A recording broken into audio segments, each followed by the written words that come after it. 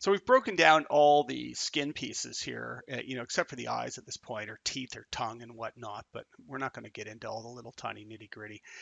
Fingernails would need to be done. That could get possibly packed into the same space. We'll think about that, and we may want to break it down even more. If this is a feature film character, for instance, I just showed you how to pack UVs on the body, but we might want to pack things like the face separately, or the head separately from the rest of it, to be able to get a higher resolution texture maps on the face, and maybe the hands and the body pieces.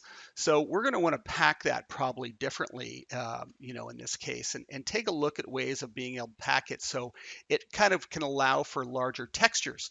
Now, painting in something like Substance, I think you can paint on 8K textures now, but if you ever tried it, it'll crawl your system to a crawl. And 4K textures tend to be kind of max where you can work at this point. Maybe on really high-end systems you can get higher. But lots of 4K maps is one way to get lots of resolution out of this. So I'm going to repack this character now into the UV space again. So here we have them packed into this UDIM over here, into this space on this side. What I'm going to do is I'm going to pick certain ones and repack these. So we're going to go into subobject poly 3, turn on element, and consider the pieces of the head and whatnot. I'm just going to isolate this as well. And so we have the ears. They'll probably need to go with this. Maybe we could do the neck. And this is the interior of the mouth, I know that. And we have the back of the head. So let's pack those over into the other space on this side here. And we just went and hit the pack custom. Now, if we go into tools, pack UVs, you'll notice I have it set on non-convex. That's why that worked. If it's set on the default and I hit pack, okay, what's going to happen is it's going to pack everything. Okay, so there's no pack selected only currently in the unfold method. So the reason it worked when I hit this custom pack and didn't pack everything is I went into tools, pack UVs, and changed it onto non-convex. Now the other thing I always turn on is rotate clusters and fill holes. Like, just go ahead and pack it as tight as you possibly can, and it's come up with this scenario here. Now again, from the standpoint of sort of logic, we may want to think about moving some things around and getting the face the right way up. An easy way would be to rotate it. And if you hold down Control as you rotate it, even with the rotate tool or the freeform tool, it'll snap to angles. You can see it's a little bit out right now, so we want to make sure it's in the space. And we're just going to make sure those get pushed over. So this is going to get us, if we have a 4K texture map here now, we're going to have, a lot more pixel density on these pieces. And we could go about trying to pack these even tighter if we wanted, if we found that was, going to be needed, maybe just straightening that out, pulling it back into the space. And then we've got that case where maybe some of these pieces need to be rejigged a little bit or squashed with the peel mode that we've shown. To ensure that this can all be painted on correctly, we want to go into select overlapping and check and see if we have any overlapping faces going on here. So select overlapping will tell you if they're overlapping. So if they're overlapping like this, when we go select overlapping, it'll show you these pieces are overlapping and they need to be fixed and adjusted. We also want to keep checking for inverted, as we did. Now, some are going to show up as inverted here, and you're going to say, but that isn't inverted. Well, they actually are. They're kind of folded back on themselves, and I'm trying to find other spots. You'll see them here that I know that'll come up. And the reason being is that when it was flattened, it did its best job of flattening it. And you can see this is a quad, but any quad is actually two triangles. So if we think of this as a triangle, the triangle, the hidden edge could have gone this way, or it would go this way. And that's likely what's happening, is it's going from this vertex here to this vertex here. And this vertex is crossing over that line. So it's causing this sort of inverted face. Now, is it truly inverted?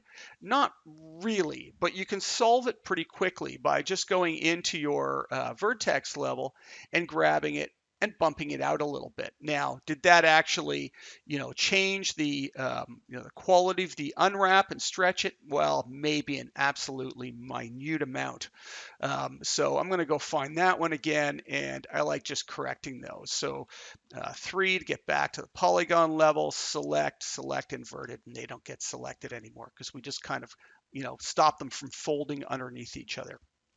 So now that that's unwrapped, again, we got to realize that if we try and pack these, they're going to pack into the into this one-to-one UV space. So I'm going to go by element, and I'm just going to grab these, and I'm going to pull these out, holding down Shift so they only move sideways, and I'm going to push that out into the third UDIM. So that'd be 1001, 1002, 1003. And then we can go about packing these and see if they pack down a little bit tighter. Now, not so good, but we could think about, well, what if we packed the legs separately? So if we took the legs out of the equation and maybe the arms out of the equation and pack those together and then pack these body parts together. So you can get them, probably a little bit tighter again. What if we pack the, which ones with which, right? So I'm just going to move those out of the way, grab these, pack those down. Hey, they pack pretty good. So that makes a lot of sense that we jam those together. And again, we would check to see that there's no inverted faces, anything of that such, that we're not skipping out into another space here. You can see the checker pattern immediately show you that you've moved out into another one. So that one's pretty good. So, I'm just going to move that over into that space. Again, holding down Shift so I know I'm not moving it up or down by mistake.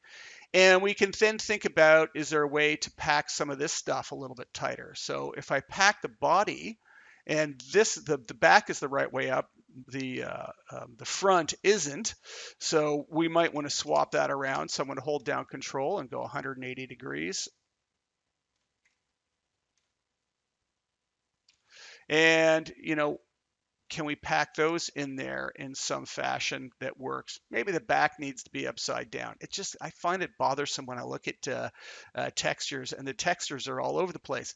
In 3D painting, it really doesn't matter that much. There's no, unless you're doing video games where you need a very specific layout for some reason, for swapping out characters, it's probably not going to matter that much. So it seemed to work pretty good being able to kick them upside down and do it this way. That's not too bad. And now those hands, they're should be the same size here, but can we pack those into that space a bit better? And I'd use that method again of packing into rows and columns and keeping things square, and knowing that I can also go ahead and jam some stuff together. So those are indeed, no, that actually is the right and left. That one should be coming in here. I just like keeping them together. It kind of makes sense. So I'm going to let that thumb spill out, knowing that I can peel it back and over and in, and get it to fit better. So I'm going to do something like that, and then peel these two pieces and adjust them. So I'm going to select those two. So they're selected now, and I'm going to go ahead and change the LCM and pin them, and then just go about into vertex mode, element off, and I'm going to grab and I'm going to pull this back into some sort of logical shape here. Now, same thing over here. I'm going to grab that one, pull that up, pull this down, and see if I can get it to be in a little bit better shape and form. That works pretty good, except I'm running into that one there. So that's a good way to mash, kind of just being able to jam pieces together a little bit tighter. And again, if I grab this corner, I might want to get rid of this one. There's almost no need for that one now, and just let that one go. And you'll have to touch it again to get it to re-update, by the way. Maybe this finger needs to get pulled out. Again, the ends of those fingers, and we've got a pretty good mesh going on there. And again, maybe this one needs to get just pulled off of there, and it's in our space.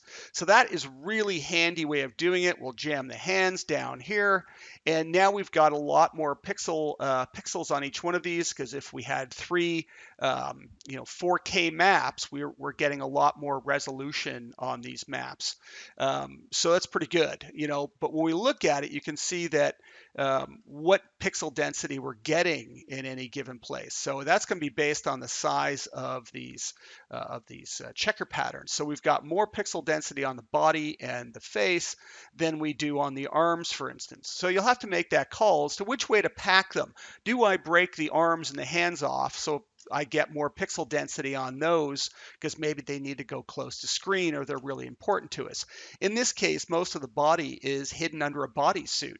Do we really need it? I mean, do we really even need the polygons in the body for that fact? Are we ever going to see them? Can we cut them off and hide them completely and not have to have them unwrapped in the slightest? Maybe at some point we see her naked or something in the scene and we know that we're going to need them. So there are calls you've got to make as you start trying to pack your UVs and decide where pieces are going to get placed and how they're going to get placed.